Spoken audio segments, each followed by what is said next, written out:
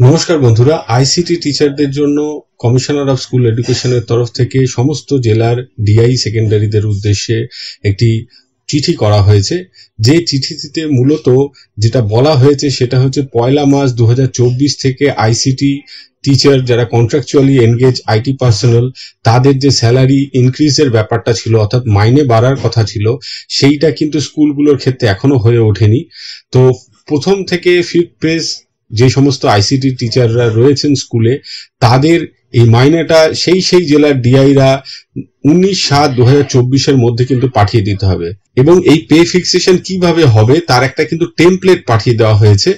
Car date of joining কবে সেটা বসালে কিন্তু অটোমেটিক মাইনেটা চলে আসবে। এটা সেভাবে ক্যালকুলেট করা আছে, যদি না কারো সার্ভিস ব্রেক থাকে। তো এই বিষয়টা অত্যন্ত গুরুত্বপূর্ণ। আগামী 19 জুলাই 2024 মধ্যে এটা হবে, এবং এটা হলে এখনো পর্যন্ত যে আইসিটি টিচারদের বেতনটা বৃদ্ধি হয়নি সেটা বৃদ্ধি হয়ে যাবে। আমরা আশা করব খুব দ্রুত আইসিটি টিচারদের জন্য এই সুখবর সত্যি সত্যি চলে আসবে। সকলে ভালো থাকবেন, সুস্থ থাকবেন।